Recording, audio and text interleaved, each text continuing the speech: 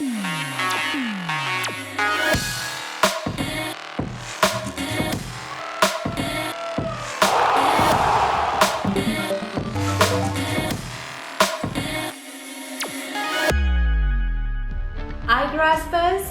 इस सप्ताह के समाचार कैप्सूल में आपका स्वागत है।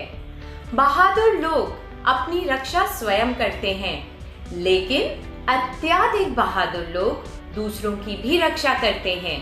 इसलिए तैयार रहें और हमेशा दूसरों की मदद करने के लिए कदम बढ़ाएं। इस सप्ताह के समाचार कैप्सूल की सुर्खियां हैं: भारतीय रेल ने स्टेप बाय स्टेप निजीकरण करने की घोषणा की। आसाम के काजीरंगा पार्क में बाढ़ के कारण कई रेयर राइनोस की मौत हुई। चाइना ने बाढ़ का प्रकोप कम करने के लिए बांध को गिराया।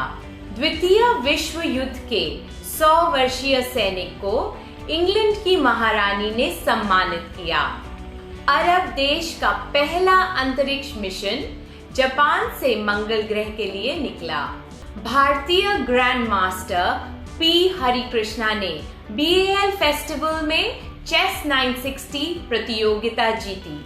और हमारा रोमांचक F2 सेगमेंट।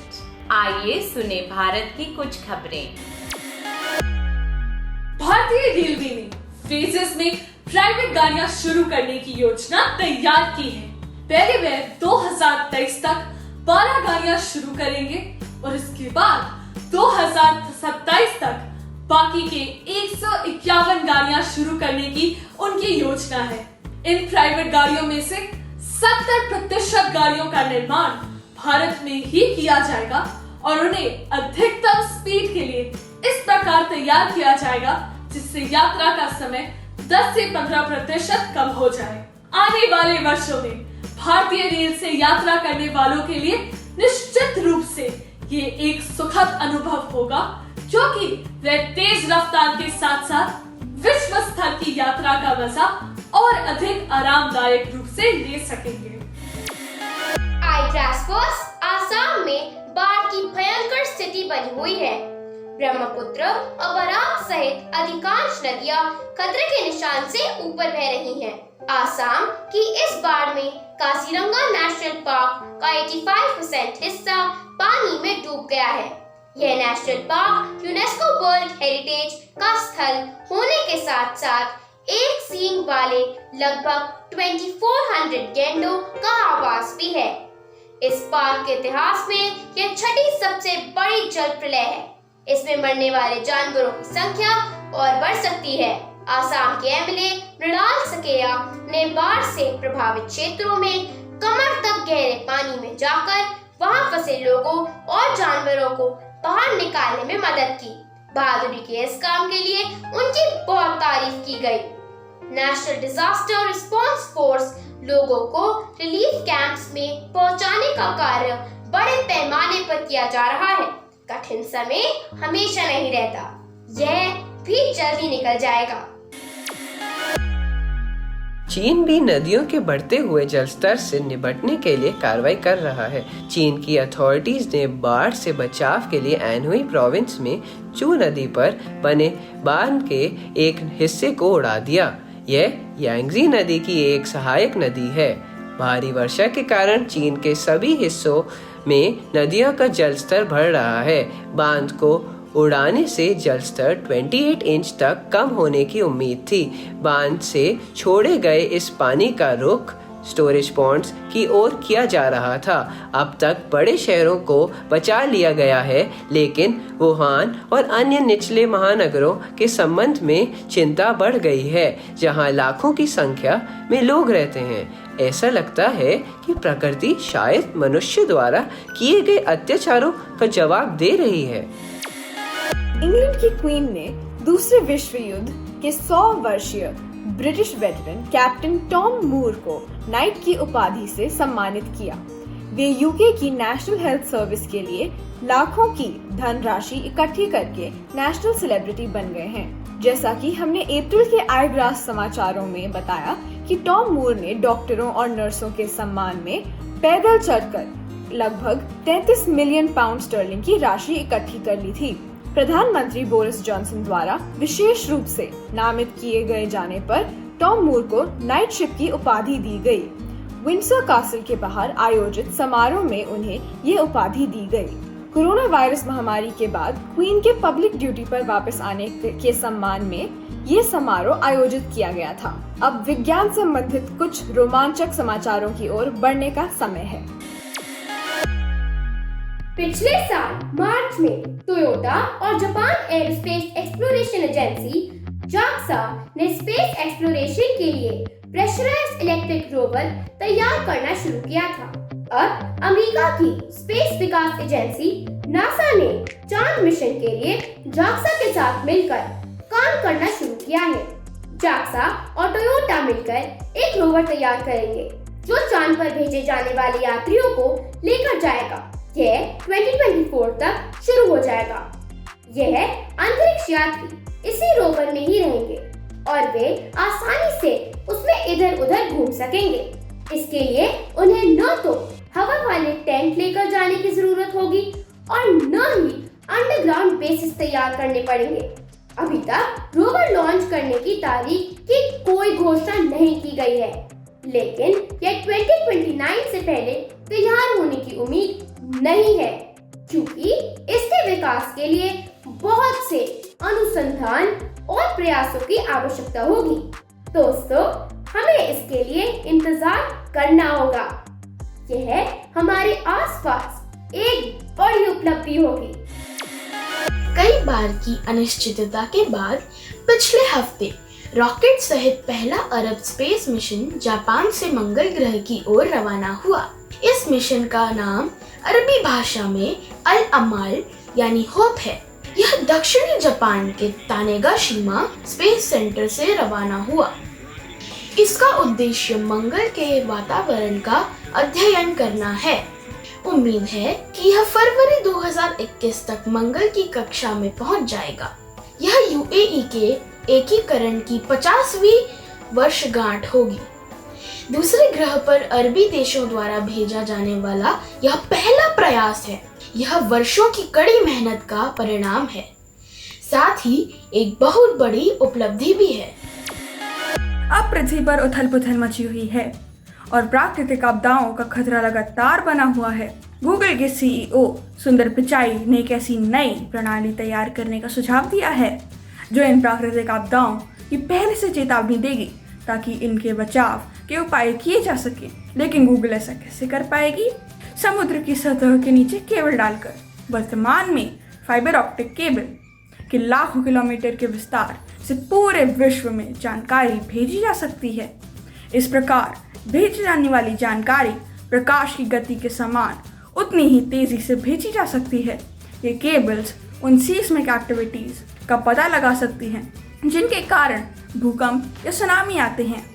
पिछले कुछ सालों से गूगल ने इन केबल्स की सहायता से मेक्सिको और चाइल में आने वाले सामान्य स्तर के भूकंप का पता लगा लिया था। इस आविष्कार से हमारी दुनिया बड़े पैमाने पर और अधिक सुरक्षित हो जाएगी। ऐसे समय में जब पूरा विश्व जलवायु परिवर्तन के दौर से गुजर रहा है, जर्मनी आधारित सर्च इंजन एकोशिया ने एक नया समाधान पेश किया है। एकोशिया मूल रूप से गूगल की ही तरह है। यह पिछले 11 सालों से प्रत्येक सर्च पर एक पेड़ लगाता है। अब तक उन्होंने 100 मिलियन पेड़ लगा दिए हैं।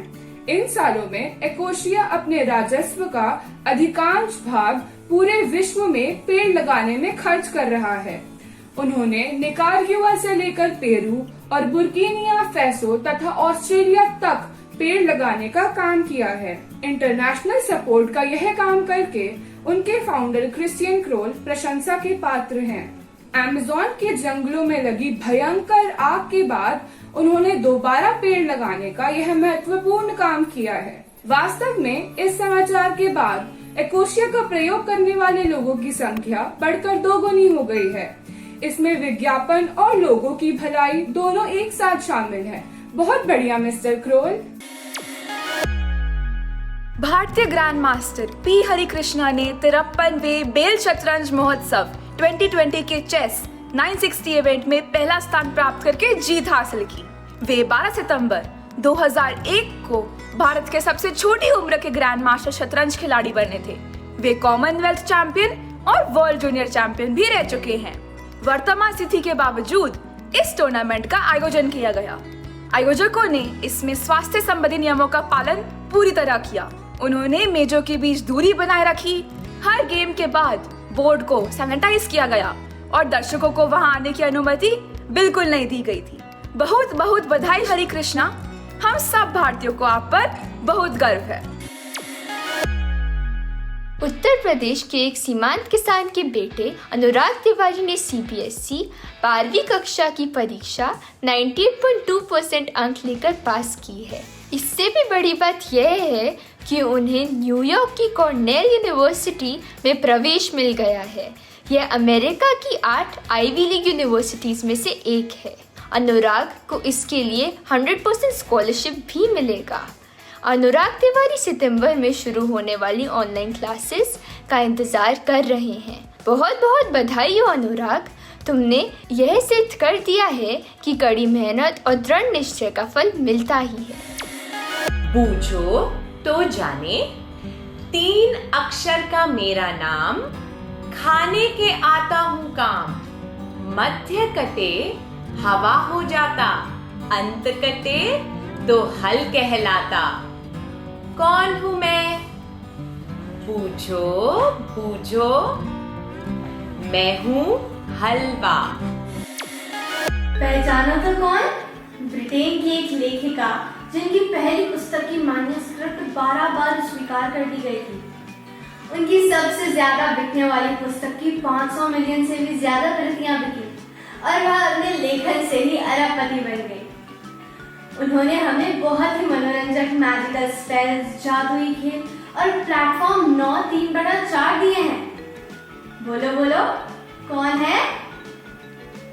हाँ, आपने सही समझा। उनका नाम J.K. रॉलिंग है, जो बहुत मशहूर हैरी पॉटर सीरीज की लेखिका है। क्या आपको मालूम है कि रॉलिंग परोपकार के बहुत से काम भी करती हैं, जिससे उन्हें 2015 में British red cross humanity award से सम्मानित किया गया था। इस सप्ताह का मुहावरा है, अब पछताए होत क्या जब चिड़िया चुग गई खेत, जिसका अर्थ है समय रहने पर काम ना करना और नुकसान हो जाने के बाद पछताना। 6 वर्ष के ब्रिजर वॉकर ने बहादुरी का काम करते हुए अपनी छोटी बहन को कुत्ते के आक्रमण से बचाया। ब्रिजर अपनी बहन और कुत्ते के बीच में आ गया। कुत्ते ने उसके सिर और गाल पर काट खाया। उस बच्चे को अस्पताल में 90 टाँके लगाए गए। उसके इस बहादुरी के कारनामे से प्रभावित होकर Hollywood Avenger stars Chris Evans, Mark Ruffalo और जेरेमी रेनर ने अपनी शुभकामनाएं भेजते हुए एवंस ने तो उसे एक उत्साह बढ़ाने वाली वीडियो के साथ कैप्टन अमेरिका का कॉस्ट्यूम और शील्ड भी भेजा है। I'm going to track down your address and I'm going to send you an authentic Captain America shield because pal, you deserve it. बहुत बढ़िया एवेंजर, तुम एक सच्चे एवेंजर हो। क्या आप जानते हैं कि दुनिया का सबसे लंबा लैंड बस रूट कोलकाता से लंदन तक था? 1960 में एल्बर्ट नामक एक डबल डेकर बस ने लंदन से कलकत्ता तक लोगों को पहुंचाया। 11 देशों को पार करने वाली और 16,000 किलोमीटर की दूरी तय करने वाली एल्बर्ट एक लग्जरी बस थी और टोर को एल्बर्ट टोर कहा जाता था। Quiz time.